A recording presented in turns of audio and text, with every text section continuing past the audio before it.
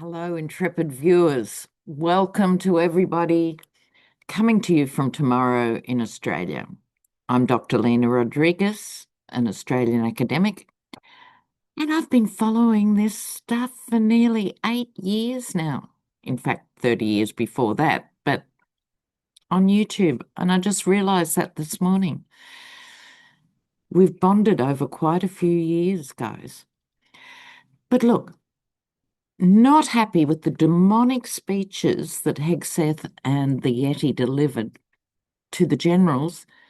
Now the Yeti's gone out and done one dedicated to the Navy, basically saying to the 23-year-olds, we would have won Vietnam if we'd just fought longer and harder. We would have won, we would have won. Now, those of us who are old enough to remember what actually happened, and I would remind everyone, of course, Australian soldiers were in there too, and they were drenched in Agent Orange and all the health implications of that. They were down the foxholes too, that were booby trapped by the Viet Cong, etc. No, we wouldn't have beat the Viet Cong in their jungle. No, no. How dare you, bone spurs and all, just resurrect that? How dare he? But as we know, there is no flaw. But Hegseth, who's so unlikable in so many ways, I want to see if Hegseth may be replaced soon. I think that's really important. So, Hegseth, hog's breath. Dreadful, dreadful guy. Let's have a look. Mind you, you've got to be careful in these times because who they get replaced by can actually be worse. At the time, you can't conceive of anyone being worse, but there's always someone. A friend of mine calls it the theory of the bottom rung, and she was a high school teacher for years, and she said, never get rid of the worst kid in the school. Why? Because someone else has to become the worst kid in the school. Sometimes you're better off just dealing with the first one. But let's have a look. What is Hegseth's immediate future? Let's have a look. It's spring here, as you can see. Still a nip in the air. Okay, what have we got for Hegseth?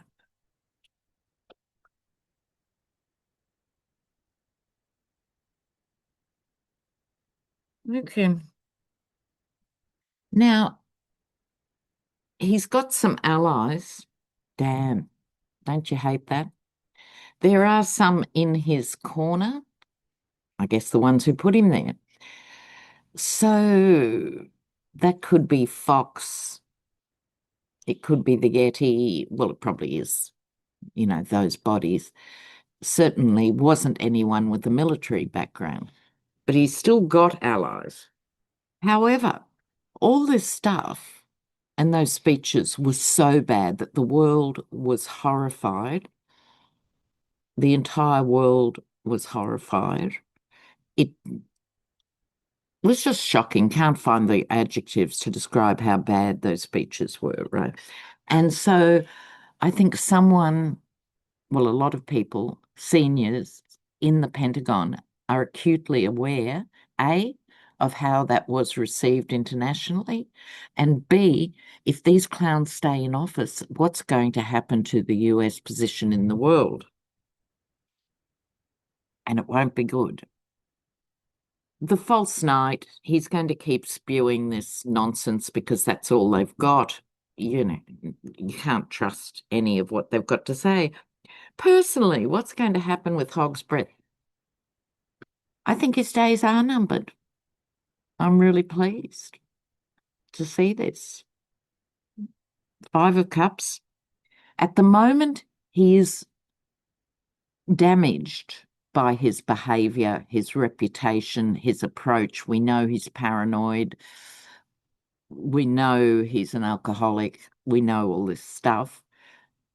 So 3 of the cups are already down. It's waiting for the last 2 to fall. All right. Now, I want to do a closer look at the economy here because we're groomed as citizens of capitalist countries, we're groomed to look at the stock market. Oh, if the stock market's good, it must be good.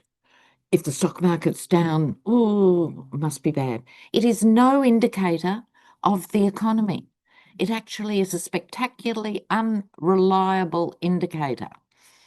And that's because people who invested a lot of money, they want to keep the whole thing afloat so they can make more money when they take a dive, which they will at some point.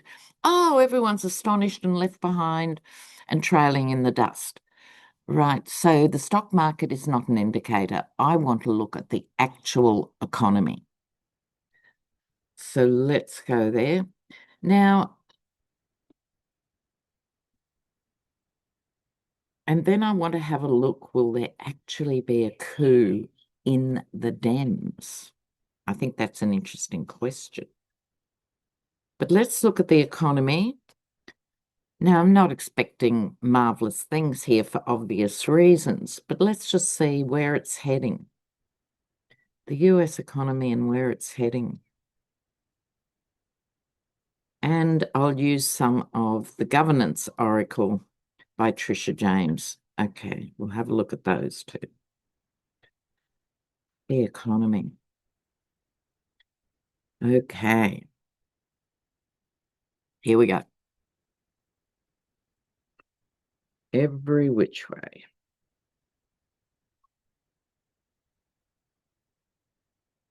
Well, look at this.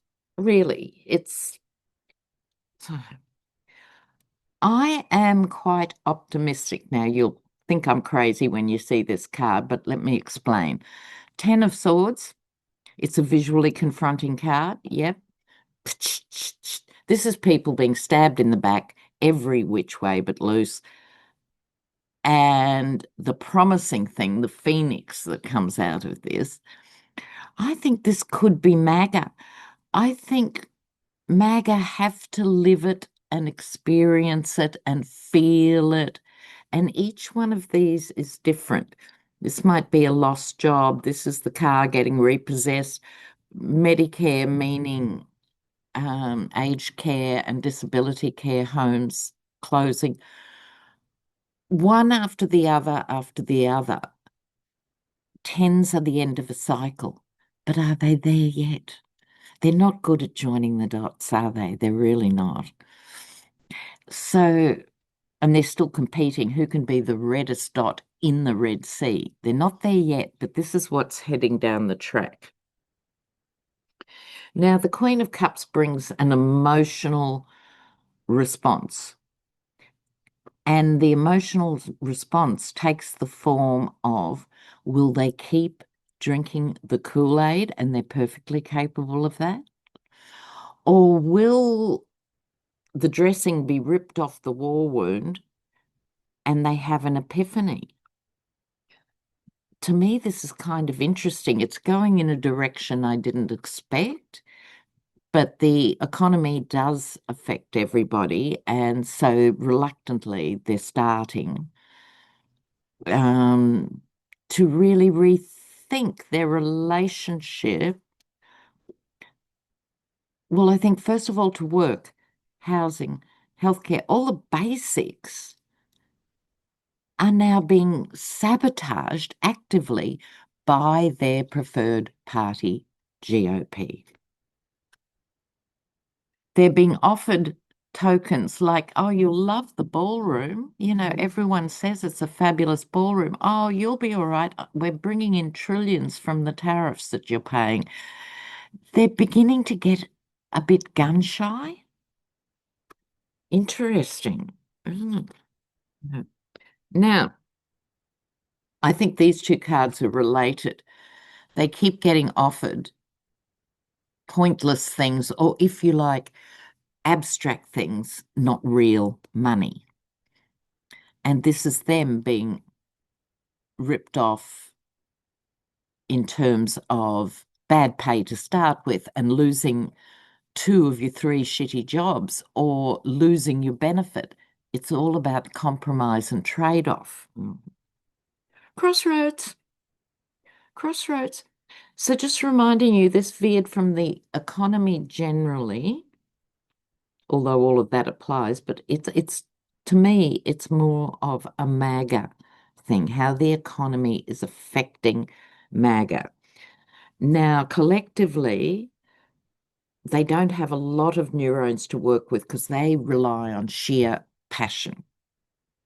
And they're the ones who always condemn Democrats for being warm and fuzzy. No, they completely run on adrenaline and emotion. So let's look at these next three cards. Oh, love this. Reversing course. Reversing course. They're not that happy with how things are going. They are subjective beings. They need to feel it, live it. Some are starting to reverse course. There's a mounting tension with the base and tyrannical leadership. So I think this is very, very ultra important too, because the Yeti cankles needed MAGA, needed the evangelicals to get the numbers even to steal a vote. He was so far away from winning an election that was straight up. He needed them, and they knew he needed them. And you know what? Now he doesn't need them anymore. He doesn't need them. And I think this is going to be the problem for the GOP going forward, because as more working people in America work out the fucking basics, which is who is shafting you, and it's not a Mexican drag queen, tyrannical leadership. They liked the strong man, they liked the big guy in charge, they like all that hierarchical crap. However, it's going to be this failure to deliver by the GOP, in fact, the opposite of delivering for them, taking from them. They might actually have a wake up. Can you conceive of it? How exciting would that be to see MAGA turn on these? Let me have a look at this. Because they'd have no idea who Stephen Miller is. They have no idea who any of the players are behind the scenes. They'd probably know Pam Bondi from Baywatch, not so much from being leader of the DOJ. But this to me is quite a moment. We're still only at the beginning of this, but as we know historically, things tend to, in any form of resistance, they inch along and it takes brave people to stand up and be arrested and beaten. It was like getting the Black American vote or the women's vote or any revolution in history. It's years in the build up and then it's very fast. Oh my goodness. So maybe they're not so happy with this idea of planned despair, which is Project 2025. Maybe they'll start to see this cargo cult fascism that they're living in is not in their best interests. They were happy when everyone else was being ground under heel, not so happy when it's them. Let's have a good look.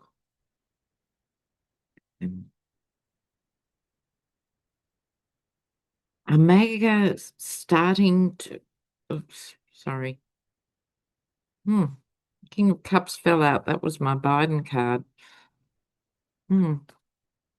Okay, MAGA. Will they turn? Will they turn?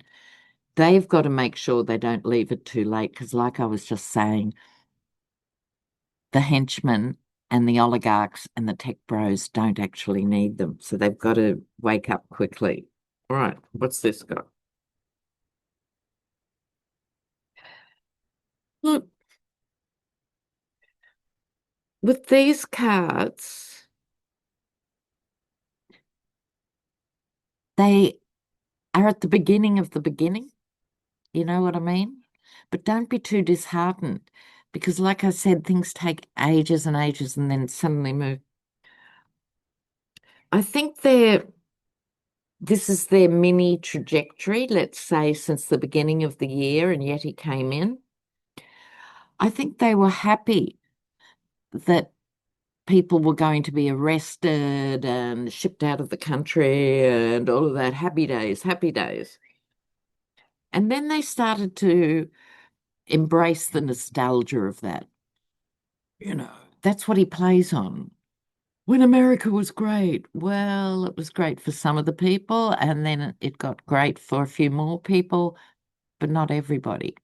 There was a good quote, I think it was an economist this week saying, an economy that works for everyone is not a fantasy, it's a choice. I think that's a good thing. But this is, they were getting all these hideous repressive laws through against women and all of that. They loved it. Now the emotion is turning to tears, Maga tears. But they've got to work out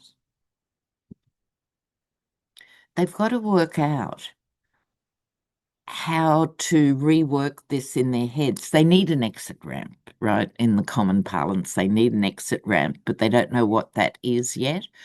But what you're starting to see is some of the young right-wing podcasters who peeled off over this issue and they peeled off over that issue, and a few of them have peeled off over the speech to the generals. It was just a bridge too far, even for these macho dickheads, okay?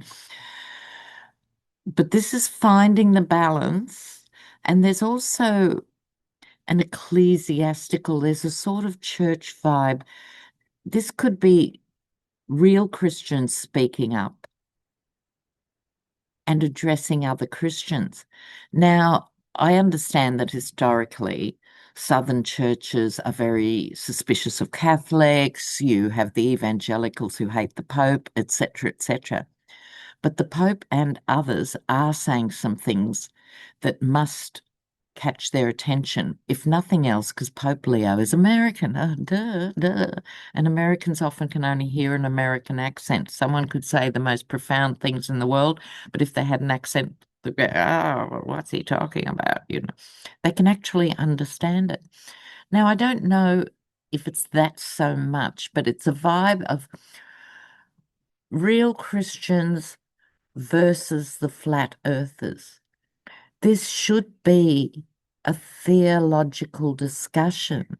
It's Old Testament versus New Testament, and how these ignorant, hate-mongering, lecherous pastors have kept their power, not mysteriously, in the less educated states, is because they put things in Old Testament terms.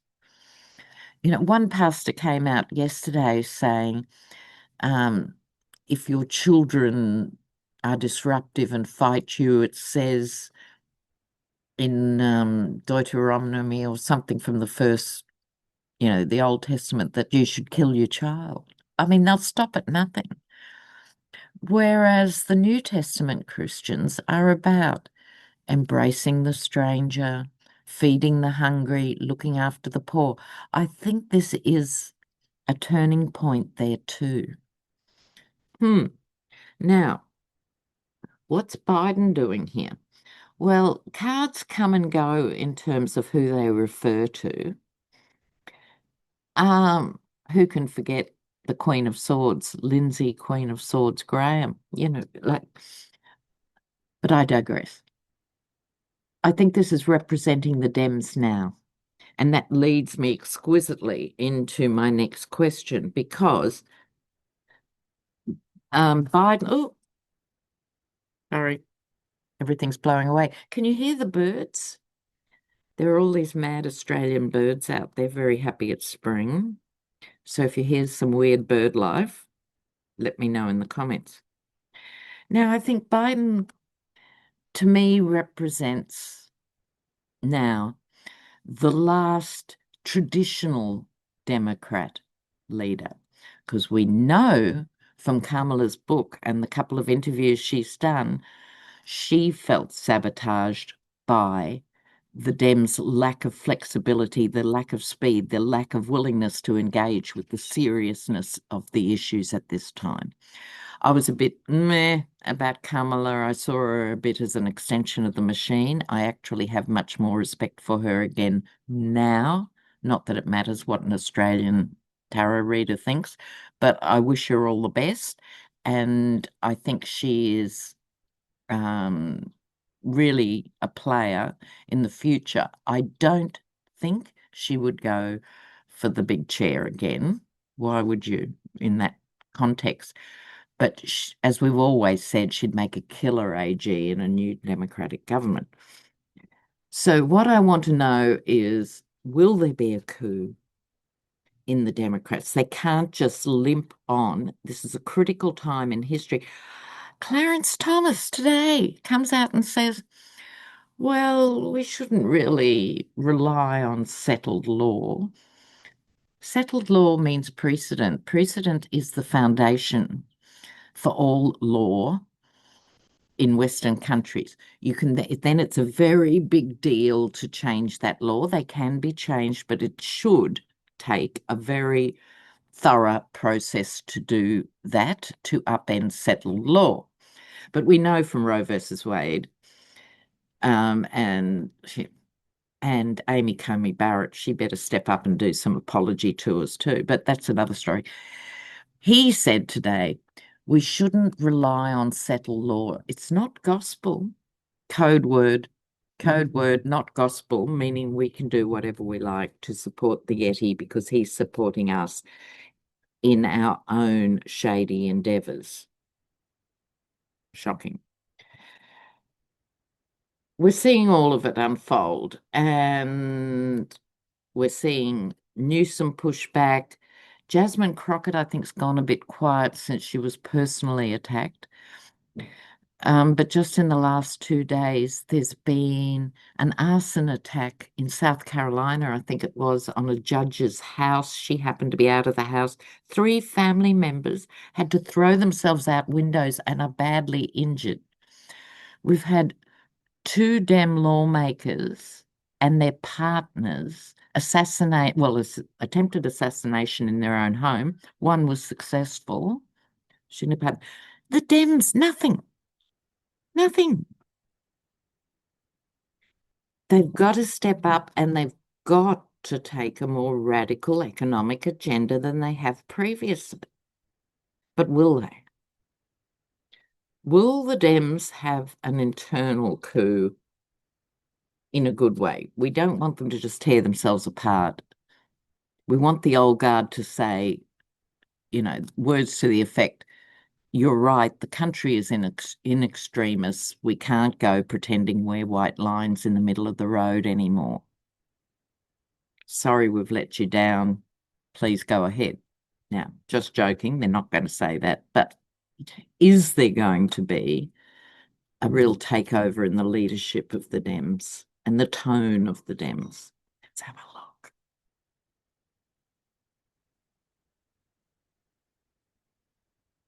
Yes, that's the nostalgia of the old Joe sitting on the fence. Oh, they don't know what to do. Oh, I mean, please. Oh, look, really, these people. Okay. You know, I've got to take a moment to digest these and then I'll pull some more cards. Look, sadly, it's what I just said. Okay, oh, back to the good old days.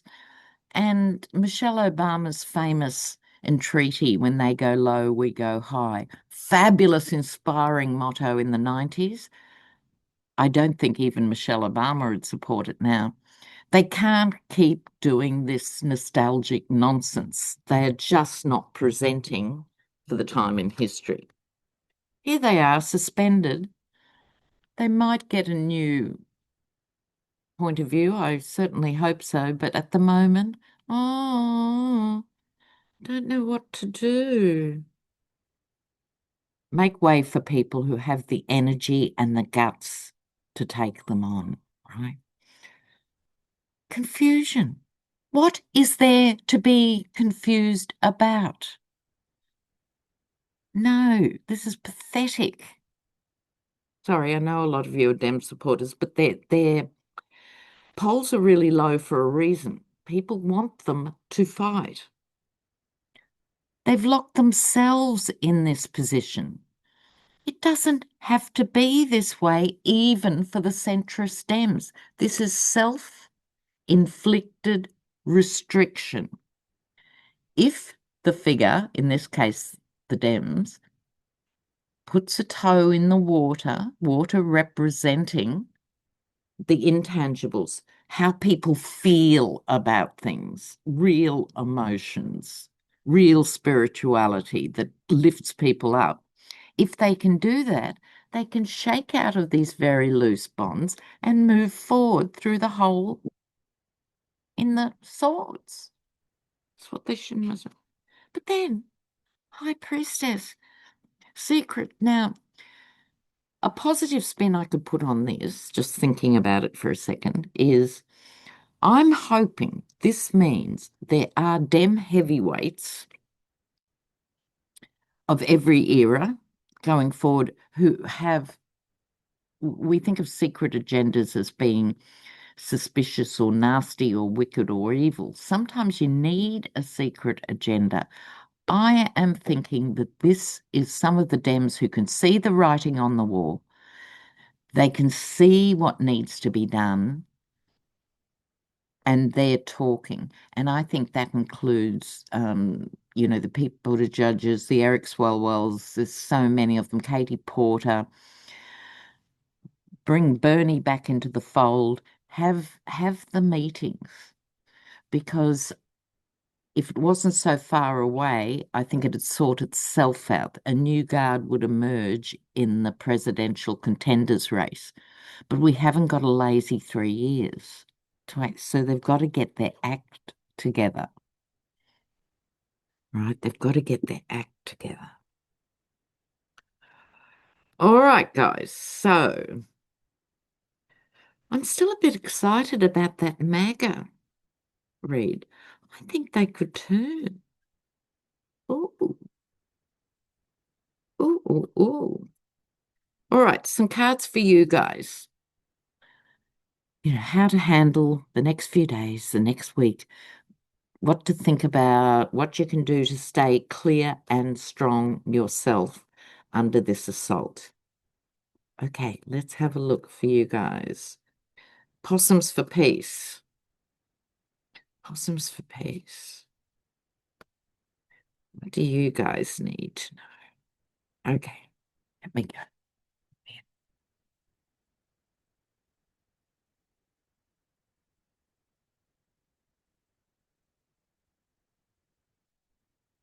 Well, this has it all, really.